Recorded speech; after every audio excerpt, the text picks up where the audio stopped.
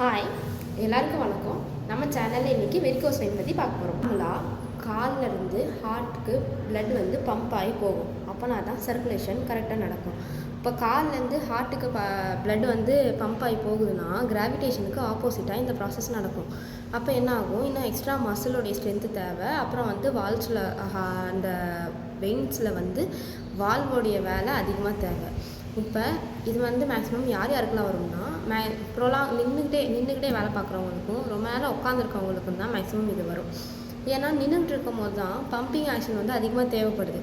அப்போ கீழே வந்து அந்த வால்ஸ் வந்து பம்ப் பண்ணி பிளட்டை அனுப்பும் போது தான் ஹார்ட் வந்து ஒழுங்காக நம்ம உடம்புல பம்ப் ஆகும். யார் ரொம்ப நேரம் நின்றுட்டு வேலை பார்க்குறாங்களோ அவங்களுக்கு ஹார்ட் இந்த கீழே இருக்க வால்ஸ் வந்து அதிகமாக பம்ப் பண்ணும்.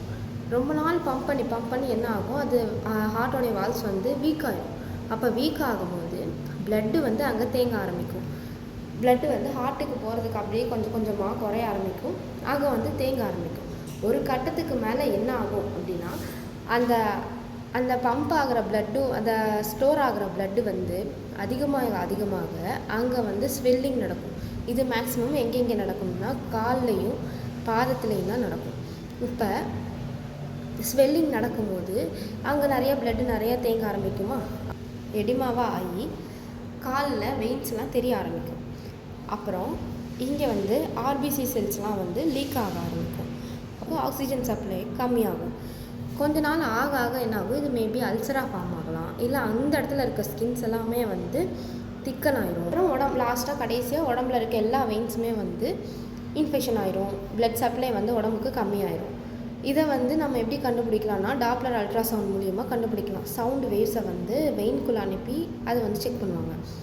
இதோடைய காசஸ் என்னென்னா ப்ரொலாங் ஸ்டாண்டிங், அப்புறம் வந்து ப்ரொலாங் சிட்டிங், ப்ரெக்னன்சி, அதுக்கப்புறம் வந்து ஏஜிங் அதிகமாக இருக்கும். அப்புறம் வந்து வெயிட் அதிகமாக ஒபிசிட்டி இருக்கிறவங்களுக்கு இது வர வாய்ப்புகள் இருக்குது. வெரிகோஸ் வெயினுடைய சிம்டம்ஸ் ஃபஸ்ட்டு வந்து இச்சிங் இருக்கும்.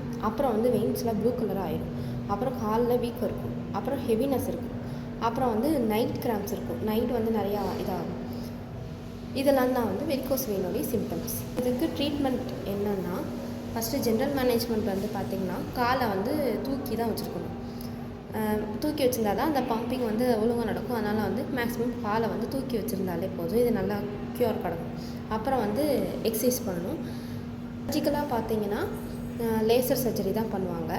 அப்புறம் வந்து டயட்டில் வந்து ஹை ஃபைபர் ஃபுட்ஸ்லாம் பார்த்து எடுத்துக்கணும். ஆயிலி ஃபுட்ஸு, உப்பு அதிகமாக எடுத்துக்கூடாது. அதுக்கப்புறம் வந்து ஜங்க் ஃபுட்ஸ் எல்லாமே வந்து தவிர்க்கணும். இதே மாதிரி ஒரு இன்ட்ரெஸ்டிங் டிசீஸோடு உங்கள் எல்லோரையும் நெக்ஸ்ட் வீடியோவில் சந்திக்கிறேன். தேங்க்யூ.